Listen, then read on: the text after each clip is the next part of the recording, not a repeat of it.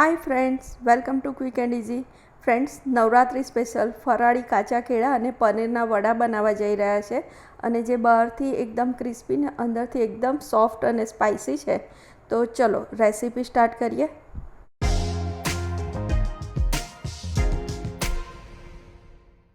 Friends, આ 500 ગ્રામ કાચા કેળા મેં બાફી લીધા છે. અને એની સિવાય આ ડ્રાય મસાલા છે: સિંગદાણાનો ભૂક્કો, તલ, લીંબુ અને ખાંડ. અને આ આદુ મરચાંની પેસ્ટ છે. ફરાળી છે એટલે આપણે બીજા કોઈ મસાલા નથી નાખતા, ફક્ત એમાં એક મરીનો ભૂક્કો નાખીશું. અને હવે આ છોલેલા જે કેળા છે ને એને તમારે છીણી લેવાના છે. ફ્રેન્ડ્સ, કેળા છીણાઈ જાય ને એટલે એમાં આપણે 100 ગ્રામ પનીર છીણેલું ઉમેરી દઈશું.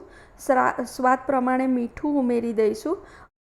ફ્રેન્ડ્સ, મીઠું ઉમેર્યા પછી અંદર શેકેલા સિંગદાણાનો ભૂક્કો, તલ અને ખાંડ તમારે ઉમેરી દેવાના છે. હવે એમાં 1 ચમચી નાની મરીનો પાવડર ઉમેરવાનો છે, 1 ચમચી ધાણા જીરું ઉમેરવાનું છે અને 2 ચમચી નાની લાલ મરચું ઉમેરવાનું છે. ફ્રેન્ડ્સ, હવે એમાં લીલા ધાણા અને લીંબુનો રસ ઉમેરી દેવાનો છે. હવે એની ઉપર આપણે વઘાર રેડીશું. વઘારમાં ખાલી 2 જ વસ્તુ છે: લીમડાના પાન અને જીરું. એ નાખ્યા પછી હવે આપણે થોડું હલાવી અને એમાં મેં 2 ચમચી જેટલો ફરાળી લોટ પલાળીને રાખ્યો હતો બાઇન્ડિંગ માટે અને ક્રિસ્પીનેસ માટે.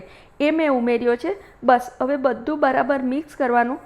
પણ આ જે લોટ છે ને એ તમારે ટીકી જેવો નહીં, પણ એનાથી પણ થોડો વધારે સોફ્ટ રાખવાનો, કારણ કે આપણે વડા બનાવવા જઈ રહ્યા. જો આવો સોફ્ટ લોટ રાખવાનો અને એને 5 મિનિટ રહેવા દેવાનો. ત્યાં સુધી તમારે તેલ ગરમ મૂકી દેવાનું. હવે 5 મિનિટ પછી છે ને તમારે એના ગોળા વાળી દેવાના. ગોળા વાળી અને એક ડીશમાં મૂકી દેવાના આવી રીતે. અને પછી શું કરવાનું, તેલ ગરમ થાય ને એટલે હાથમાં થોડા થોડા થેપી અને એની ઉપર તલ લગાવી અને પછી તમારે એને તળી લેવાના છે. પણ તળવામાં ફ્રેન્ડ તમારે એટલું ધ્યાન રાખવાનું કે ગેસ સ્લો નથી કરવાનું, મીડિયમ ટુ હાઈ પર કરવાનું છે. કારણ કે આપણું આ જે આખું સ્ટફિંગ જે છે, પૂરણ જે છે એ એકચ્યુઅલી કૂક જ છે. ખાલી આપણે એનું બહારનું લેયર જ ક્રિસ્પી કરવાનું છે. એટલે તમારે મીડિયમ ટુ હાઈ ફ્લેમ ઉપર એને તળી લેવાના છે. ફ્રેન્ડ્સ, એકવાર વડા મૂક્યા પછી એને 2 મિનિટ તમારે હલાવવાના નથી. 2 મિનિટ પછી તમારે એને પલટાવવાના છે અને એને લાઇટ બ્રાઉન કલર જેવા આપણે તળી લઈશું. ફ્રેન્ડ્સ, જુઓ આપણા વડા તળાઈ ગયા છે. હવે એને કાઢી લઈએ. જુઓ એકદમ સરસ કમ્પ્લીટ એને બ્રાઉન કલર જેવા થઈ ગયા છે.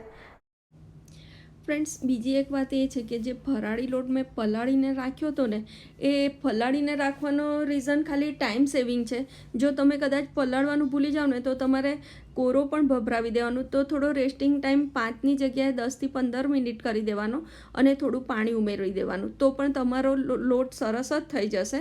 તો તમે એ રીતે ટ્રાય કરજો. જો આપણે વડા હવે સર્વ કરી દઈએ. જો બહારથી એકદમ ક્રિસ્પી ને અંદરથી એકદમ સોફ્ટ અને સરસ છે. અને નવરાત્રિ માટે આ બહુ એપ્રોપ્રિએટ છે. તો તમે આ રેસીપી ચોક્કસથી ટ્રાય કરજો. ફ્રેન્ડ્સ, ફરાળી લોટની રેસીપીની લિંક હું ડિસ્ક્રિપ્શનમાં તમારી સાથે શેર કરી દઈશ, તો તમે એ પણ જોઈ લેજો. ફ્રેન્ડ્સ, તમને કોઈ પણ ક્વેશ્ચન હોય આ રેસીપીને લગતો તો મને કમેન્ટમાં જણાવજો. Thank you for watching.